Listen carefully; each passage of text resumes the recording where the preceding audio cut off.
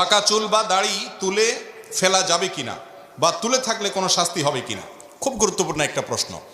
অনেক সময় দেখা যায় আমাদের মাথার চুল একটা দুইটা বা কয়েকটা পেকে যায়, অনেক লোক সেগুলোকে খুঁজে খুঁজে তুলে ফেলেন কারণ তিনি বুড়া হতে চান না। আছে না এই রোগটা আমাদের মধ্যে? নবী করিম সাল্লাল্লাহু আলাইহি সাল্লামের এক হাদিসে পরিষ্কারভাবে তিনি নিষেধ করেছেন, তোমাদের মাথায় কোনো চুল পাকলে সেগুলো তুলবে না।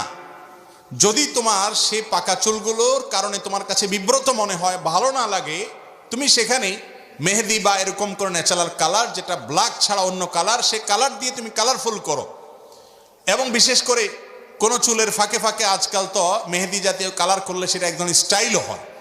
কিন্তু নবী করিম সাল্লাল্লাহু আলাইহি সাল্লাম পাকা চুল তুলতে নিষেধ করেছেন, পাকা চুল তোলার ব্যাপারে তিনি নিষেধাজ্ঞা আরোপ করেছেন। কেন নিষেধাজ্ঞা আরোপ করেছেন আমরা এতদিন বুঝি নাই।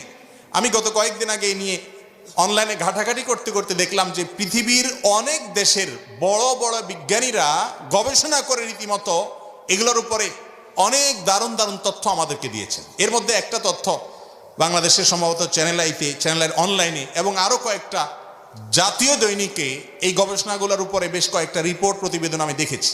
সেগুলোতে লেখা হয়েছে যে অনেক গবেষকরা বলেছেন যদি কারোর মাথার চুল পেকে যায় সেটা যদি তুলে ফেলা হয়, পাকা চুল তুললে ওই জায়গায় অনেক সময় ইনফেকশন হতে পারে, ক্যান্সার পর্যন্ত হতে পারে, আরো অনেক ব্যাধি পর্যন্ত হতে পারে।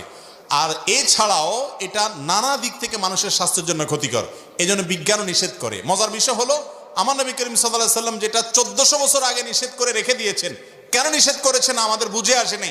এখন বিজ্ঞান প্রমাণ করে দিয়েছে যে তার নিষেধাজ্ঞার যথার্থতা আছে, রহস্য আছে।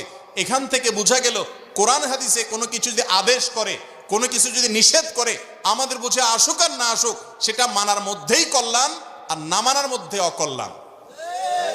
অতএব মাথার চুল যদি পেকে যায় তো সেগুলো তোলা এটা ভালো না, স্বাস্থ্যের জন্য ক্ষতিকর প্রমাণিত। নবী করিম সাল্লাল্লাহু আলাইহি ওয়াসাল্লাম হাদিসেও সেটা নিষিদ্ধ।